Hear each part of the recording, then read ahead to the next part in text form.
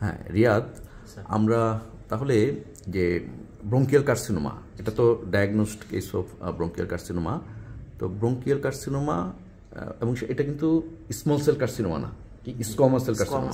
আচ্ছা, তাহলে non small cell কার্সিনোমার বেলায় মানে টিউমার, ব্রঙ্কিয়াল কার্সিনোমা এবং নোডিউলস উইদিন দ্য লাং, সেটা কিভাবে আমরা স্টেজিং করব, মানে টি বা এম আমরা কখন বলবো দেখি।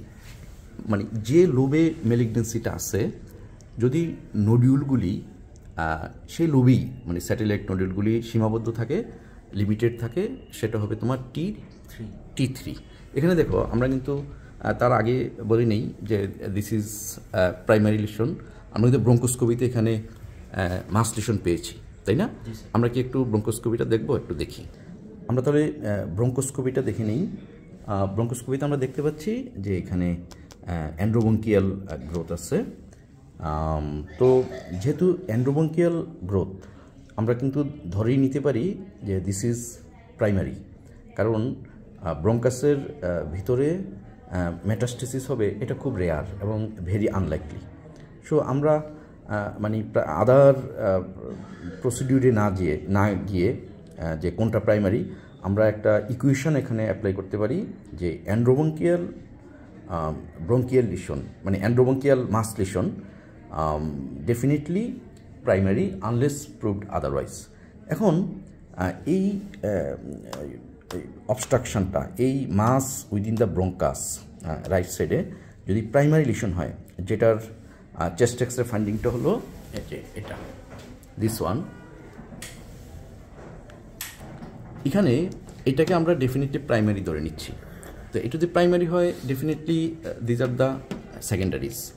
এবং আমরা দেখতে পাচ্ছি যে সেকেন্ডারিগুলি বাইলেটারালি আছে, তাই না? অপোজিট লাঙেও আছে। তো আমরা আবার সেই প্রথম কথায় চলে যাই যে আমরা কখন বলবো মানে differentiate from primary and secondaries within the lung, সেরকম একটা সিচুয়েশনে যখন আমরা পড়ব, মানে for example this chest x-ray. তো এখানে যদি যে লোবে কার্সিনোমাটা মানে প্রাইমারি কার্সিনোমাটা, এই নোডিউলগুলি যদি সেই লোবেই সীমাবদ্ধ থাকে, লিমিটেড থাকে, দ্যাট ইজ T3। আচ্ছা, যদি এমন হয়, মানে এমন হতে পারতো যে এটা আপার লোবে আছে অথবা এটা মিডল লোবে আছে, কিন্তু nodules in lower lobe or upper lobe, মানে সে তার লোবের মধ্যে সীমাবদ্ধ নাই। সেক্ষেত্রে আমরা কি বলবো? তখন আমরা কি বলবো? T4, তাই না? T4। তাহলে T3 হলো সেম লোবে যদি লিমিটেড থাকে, T4 হলো যদি সেম সাইডে আদার লোব যদি ইনভলভ করে, তাহলে T4। এখন আমরা যে চেস্ট এক্সরেটা ফেস করছি যে malignancy, primary lesion on the right side, কিন্তু তার মেটাস্টেসিস পাচ্ছি, সে আদার লোবে তো পাচ্ছি, কিন্তু অপোজিট লাঙেও পাচ্ছি। সেক্ষেত্রে আমরা কি বলবো? তখন কিন্তু এটা ভেরি গুড, রিয়াদ ভালো বলছো, যে সেক্ষেত্রে আমরা কিন্তু আর টি বলবো না, ওইটা টি এর মধ্যে নাই, সেটা তোমার মেটাস্টেসিস হয়ে গেল।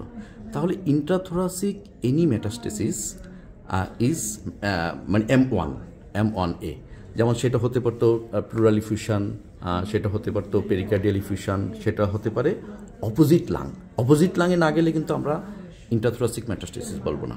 অপোজিট লাঙে না গেলে কি হয়? সেম সেরে থাকলে সেটা টি হবে, নট মেটাস্টেসিস। আবার সেম সেরে যদি সেম লোবে ইনভলভ মানে লিমিটেড থাকে মেটাস্টেসিসগুলি, সেটা হবে T3। যদি ওই লোব ছাড়া অন্য লোবে যায়, সেটা হবে T4। আর যখন অন্য লাঙে চলে যায়, অপোজিট লাঙে চলে যায়, তখন হয়ে যাবে মেটাস্টেসিস, নট টি।